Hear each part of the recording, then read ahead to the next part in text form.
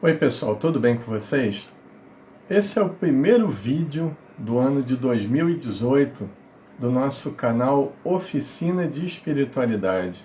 Esse é mais um vídeo da série Gotas de Espiritualidade e nessa ocasião eu trouxe uma sugestão de reflexão do espírito Hermance de Faux, pela psicografia do médium Vanderlei de Oliveira, no qual nós vamos estudar o que é a reforma íntima, ou transformação moral, ou autotransformação, não importa como chamemos.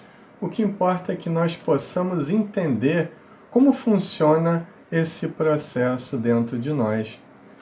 Nesse ano que adentra, onde nós cultivamos esperança, perseverança, nós não podemos esquecer do trabalho.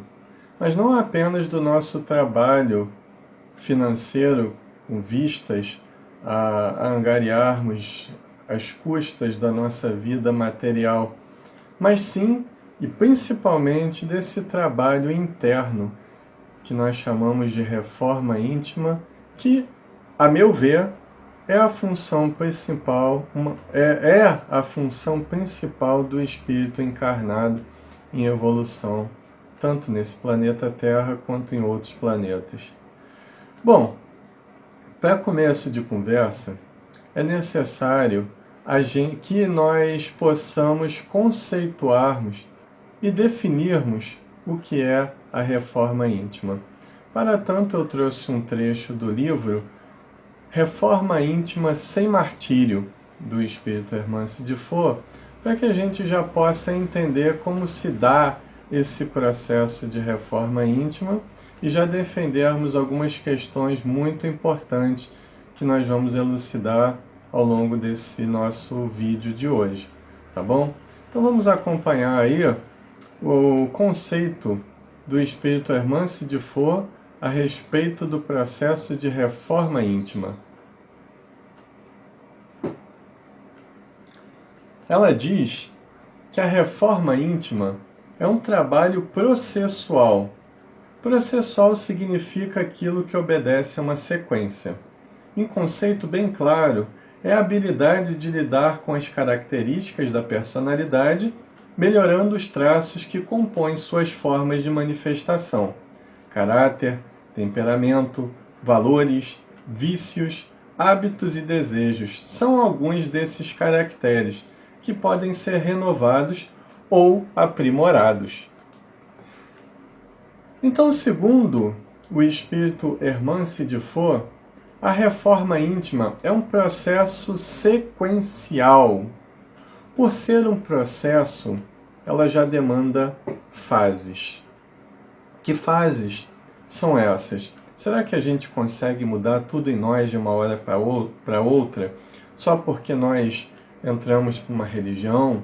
Só porque nós começamos a estudar a doutrina espírita, começamos a entrar com todos esses valores de autoiluminação, será que nós conseguimos nos livrar de todas as sombras do nosso passado, daquilo que ainda nós temos que trabalhar, que nós viemos cultivando há séculos e talvez até há milênios?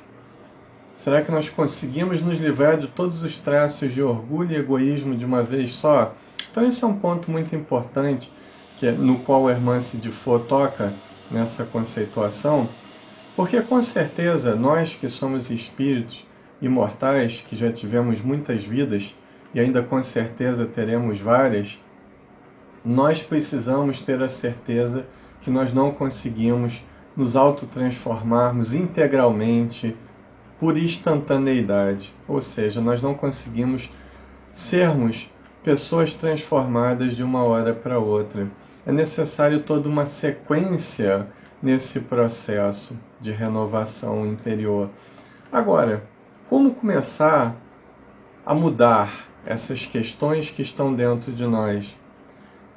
Toda sequência exige uma gradatividade, ou seja, nós temos que começar sempre do mais simples para o mais complexo, alcançando níveis de complexidade cada vez mais altos. Então, nós temos condições, pergunto eu, de começarmos esse processo logo pela mudança total do nosso caráter, eliminando todo o resquício de orgulho e egoísmo que nós temos no nosso caráter? Eu digo que não. É necessário nós focarmos primeiro no mais simples. Então, visto essa questão da conceituação do processo de reforma íntima como uma sequência, como uma gradatividade de transformação, nós defendemos a ideia, eu defendo a ideia, de que primeiro nós temos que ter uma prioridade nesse processo. Primeiro, nós temos que identificar quais são os nossos desejos e os valores de vida que nós temos. Qual a nossa visão de mundo? O que nós pensamos sobre as coisas de forma geral? Quais são os nossos valores perante a vida em sociedade e quando estamos sozinhos nas nossas reflexões? Então, esses desejos e esses valores são gerados pela nossa intenção. A nossa intenção é algo sublime que nós temos, é uma marca divina dentro de nós, porque ela decide exatamente como nós vamos caminhar em nossa estrada evolutiva. Qual a minha intenção ao fazer algo? Que desejo me moveu ao fazer esse algo? A favor ou contra alguém? O que diz a minha intenção nas diversas situações difíceis pelas quais eu estou passando, ou passarei, ou já passei em minha vida? Então são todas essas perguntas que demandam, antes desse processo de autotransformação, elas demandam o processo de autoconhecimento, ou seja, o conhecimento de si mesmo. É aquela noção de que nós temos que nos auto-encontrarmos, de que nós temos que nos auto-enfrentarmos, que nós temos que ver essa nossa sombra que há dentro de nós. Ou seja, todas essas limitações geradas pela nossa ignorância diante da evolução mediana que nós temos ainda.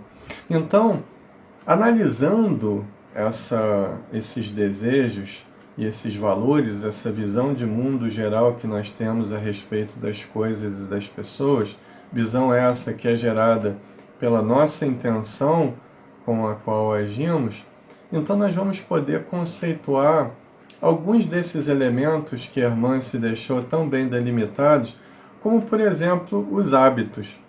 O que seriam os hábitos? É cada um dos elementos que vai formar o nosso caráter geral. Esse caráter, por sua vez, ele nada mais, nada menos é do que a nossa forma, o conjunto de formas de agir e reagir diante das circunstâncias.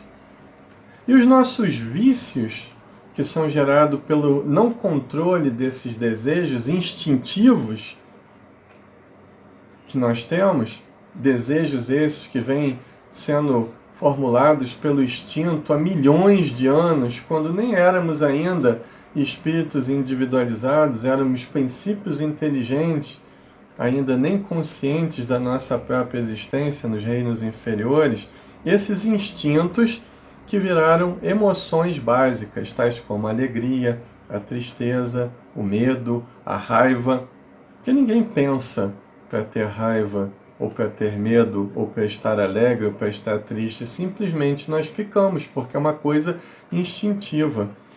E esses desejos, por sua vez, também são baseados nesses instintos mais ou menos primitivos que nós trazemos consigo mesmos ainda nesse processo evolutivo, o qual nós estamos trilhando.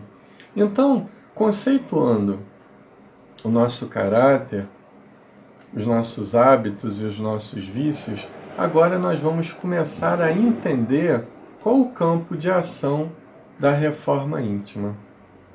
Então, a proposta da reforma íntima é, através do autoconhecimento, fazer com que no dia a dia nós possamos reagir às mesmas situações que vão continuar nos incomodando, vão continuar nos chateando, vão continuar muitas vezes tirando o nosso sono, mas já de forma minimizada. Eu não tenho que reagir à agressão de uma pessoa como ela quer. Eu não posso deixar com que as pessoas ditem o meu modo de pensar e o meu modo de agir. Nós temos que aprender mais a agir diante das circunstâncias do que propriamente reagir diante dessas mesmas circunstâncias. Então, a reforma íntima é um processo no qual nós tomamos a consciência das nossas emoções no momento em que elas estão acontecendo. Quando eu sinto uma raiva muito profunda diante de uma situação, ou diante de uma pessoa, ou diante de algo ruim, ou que eu penso que seja ruim, que uma pessoa tenha me provocado, muitas vezes nós nos deixamos lidar pela inconsciência nessa hora.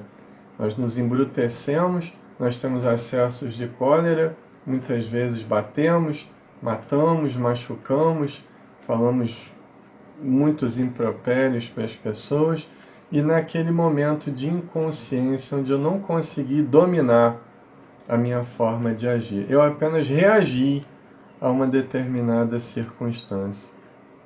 Então, o processo de reforma íntima, por exemplo, ele nos ensina a refletirmos na hora da raiva, a não agirmos, como se fala na linguagem popular, de cabeça quente.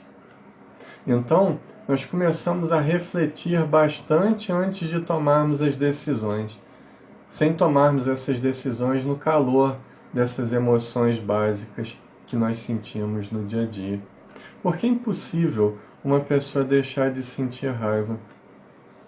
Uma pessoa que não sente raiva é uma pessoa não normal. Então, raiva nós podemos e devemos sentir. Agora, nós não podemos deixar com que essa raiva se transforme em ódio, porque já é um sentimento de baixa vibração energética. Nós não podemos deixar com que essa raiva se transforme em vingança, ou no estado emocional que nós chamamos de mágoa, ou de rancor, ou ressentimento. Então nós passamos a agir e não mais reagir diante dessas circunstâncias. Então, aí sim, quando nós começarmos a trabalhar por partes esse processo, sem pressa, sem ânsia, sem neurose de perfeição, sem vício de pureza e de santificação, sem puritanismo, nós realmente vamos começar a entender como funciona esse mecanismo de transformação dentro de nós. Então, esse conceito de Hermance, esse conceito, essa definição de que reforma íntima é um processo gradativo, lento, que nós não temos obrigação de nos transformarmos de uma hora para outra, ele nos traz serenidade para a mudança. Serenidade para mudarmos, não por pressões do meio ou de outras pessoas, mas por estarmos conscientes de que essa mudança faz bem e de que essa mudança realmente é necessária para a minha vida. Então, fiquemos aí com essa mensagem de esperança, de perseverança, mas, sobretudo, de muito trabalho interno nesse ano de 2018. O que eu desejo para vocês é que tenham muita paz, muita saúde e muitas reflexões a respeito desse processo primordial na nossa vida, chamado reforma íntima. Muita paz, saúde e felicidade a todos.